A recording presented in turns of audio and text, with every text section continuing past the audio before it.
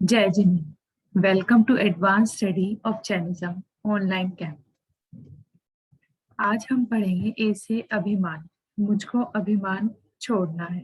अभिमान यानी घमंड।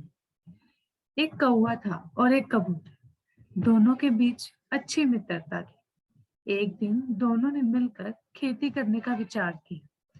जब अपने विचार को पूरा करने की बात आई, तब कौवे ने कबूतर से कह दिया, पहले तू खेत में जा, मैं अपना कुछ काम खत्म करके बस अभी आता हूँ। कौवा एक भी दिन कबूतर की मदद करने खेत में नहीं आया। कबूतर बेचारा अकेले ही खेत में मेहनत करता रहा। थोड़े दिनों बाद कबूतर की मेहनत रंग लाई। फसल पककर तैयार हो गई। कबूतर यह बात अच्छी तरह जानता था कि कौवे ने एक भी दिन मेहनत तो नहीं, परंतु वह फसल का एक बड़ा भाग लेने अवश्य आएगा। इसके लिए कबूतर ने एक उपाय सोचा। उसने फसल के दो भाग किए, एक अनाज का और दूसरा भूस का। उसने चालाकी से अनाज के ढेर पर भूस का ढेर बिछा दिया और भूस के ढेर पर अनाज डाल दिया। कौवा अभिमान के साथ आया, अनाज का ऐसे निरीक्षण करने लगा जैसे वह उसका मालिक हो। लेकिन कबूतर जो मेहनती था, उसने कौवे से कहा, कौवे भाई, आपकी कृपा से खेती अच्छी हुई है। मैंने यहाँ फसल के दो हिस्से कर दिए हैं, आपको जो पसंद हो चुन लो। कौवा उड़ा और अधिक अनाज समझकर भूसे की ढेरी पर बैठ गया। ऊपर से भूसा और नीचे से अनाज वाली ढेरी कौवे के हिस्से में आ गई। बच्चों, कौवे के समान कुछ काम किए बिना अधिक लाभ उठाने की सोच रखना दुष्ट भाव है। यदि कौवे की तरह हम अहंकार और घमंड करेंगे तो भविष्य में कभी उन्नति के शिखर पर नहीं पहुंच पाएंगे। उन्नति यानी सक्सेस। इसके अलावा उस कबूतर की तरह हमें कभी भी किसी के साथ अनीति नहीं करनी चाहिए। हमें छल, कपट और अहंकार छोड़कर सभी के साथ सरल और विनम्रता का भाव रखना चाहिए। हमारा दूसरा टॉपिक है ए से अभिगम। अभिगम यानी रूल्स। बच्चों, आप संसार के किसी भी देश में चले जाओ, वहां रहने वाले मनुष्य को वहां के नियमों का पालन अवश्य करना पड़ता है।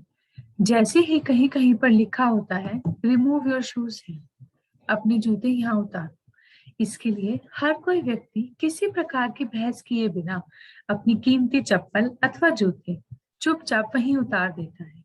इसी तरह से keep silence, drive slow, no parking जैसे अनेक छोटे छोटे नियम होते हैं। यदि कोई इन नियमों का पालन नहीं करता है तो वह अपने तन व धन दोनों का ही नुकसान करता है। जैसे यहाँ गेट पर लिखा है, साइलेंस प्लीज, मतलब अंदर शांति बनाए रखें। नो पार्किंग यानी यहाँ पर अपनी कार को पार्क ना करें। आई विल ओबे माय लॉर्ड, मैं अपने भगवान की हर एक बात को मानूं। उसी तरह यदि स्थानिक में नियमों का पालन नहीं किया तो उसका नुकसान उठाना पड़ सकता है, लेकिन यदि उन नियमों का हम पालन करते हैं तो नुकसान के बदले हमें लाभ ही प्राप्त होगा। जिस तरह हम संसार में ईमानदारी से नियमों का पालन करते हैं, जैसे ट्रेन या बस में योग्य तरीके से टिकट खरीदते हैं क्योंकि यह गवर्नमेंट का नियम है, उसी तरह परमात्मा दर्शन, गुरु वंदन के लिए जाते समय अभिगम के नियमों का पालन करना चाहिए। सचित अभिगम 5 तरह के हैं। पहला, सचित का त्याग। जिस प्रकार संसारिक ज्ञान के लिए एबीसीडी जरूरी है, उसी प्रकार धर्म के ज्ञान के लिए सचित अचित की जानकारी जरूरी है। दूसरा, अचित का त्याग।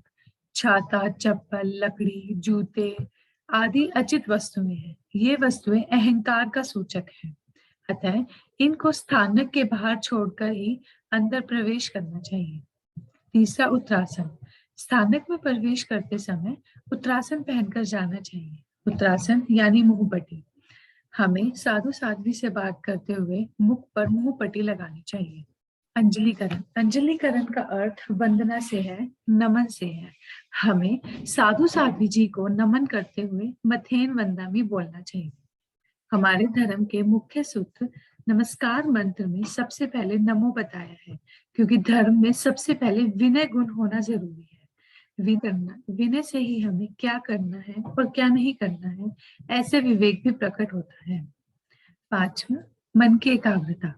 स्थानक में आकर एकाग्रता पूर्वक धर्म करने से समझ बढ़ती है, बुद्धि का विकास होता है। एकाग्रता यानी फुल अटेंशन, कंसंट्रेशन के साथ धर्म का असर होने से जीवन में परिवर्तन शीघ्रता से होता है। अतः स्थानक में रुचि पूर्वक यानी इंटरेस्ट के साथ एकदम कंसंट्रेशन के साथ धर्म करना चाहिए।